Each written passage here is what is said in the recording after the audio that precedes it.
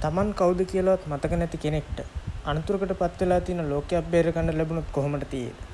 ඔව්. මෙයා තමයි Percy Jackson.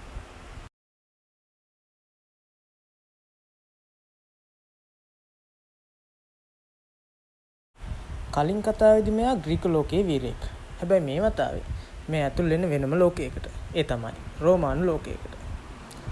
The Son of Neptune. එහෙමත් නැත්නම් නෙප්චූන්ගේ පුත්‍රයා කියන්නේ පර්සි ජැක්සන් කතාවට අලුත්ම ආරම්භයක්.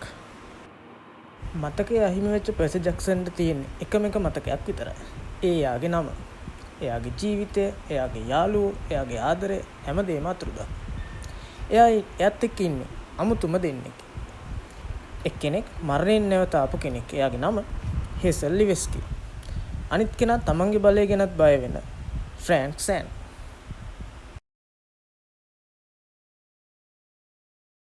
පර්සි මේ පාර ඇතුල් වෙන්නේ ජුපිටර් කඳවුර කියලා හඳුන්වන රෝමානු කඳවුරට. මෙතන හැමදේම ගොඩක් වෙනස්. මෙතෙන්ට විශේෂ නීති රීති වගේම ඩිසිප්ලිනුත් ගොඩක් තියෙනවා. ග්‍රීක කඳවුරට සාපේක්ෂව මෙතෙන්ට සෙට් වෙන්න නම් ටිකක් අමාරුයි. පර්සි මෙතෙන්ට පිටස්තර කෙනෙක්. මේ වෙලාවේ අනාවැකියක් හෙළි වෙනවා. මරණයේ දෙවියන් වීරයන් තිදෙනෙකු විසින් බේරා ගනී. මේ මිෂන් එකට තෝරගන්නේ පර්සි, හේසල් සහ ෆ්‍රැන්ක්. ඒ කියන්නේ මෙයාලට යන්න වෙන්නේ අන්තරාය පිරි ඉතාමත් දුර ගමනකට. මෙයාලගේ ගමනාන්තය තමයි ඇලස්කාව කියන්නේ. අඳුරු, භයානක, දෙවියන් පවා බය වුණා කියන තැනක්. එතනදී මෙයාලට රාක්ෂසයින්ට මරණයට අමතරව Tamanගේම බයවලටත් මුහුණ දෙන්න සිද්ධ වෙනවා. Taman කියලාවත් මතක නැති පර්සි හරි ලස්සනට ඉදිරියට යන ආකාරය අපිට මේ පොතෙන් බලා ගන්න පුළුවන්. තමන්ගේ අතීතයෙන් පලා යන්න උත්සාහ කරන හේසලුත් තමන් දුර්වලයි කියලා හිතන ෆ්‍රැන්කුත් එක්ක තමන් කවුද කියලාවත් මතක නැති පර්සි තවත් අය වෙනුවෙන් සටන් කරන ආකාරය හරි ලස්සනට මේ පොතේ විස්තර කරලා තියෙනවා.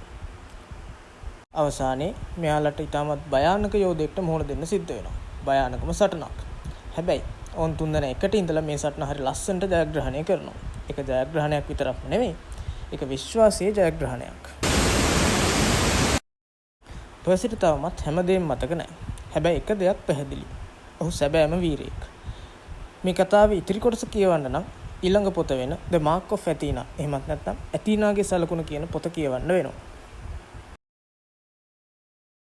ඔයාලට මේ වගේ වීඩියෝස් තවත් බලන්න ඕන නම් ලයික් කරලා අපිත් එක්ක එකතු වෙන්න.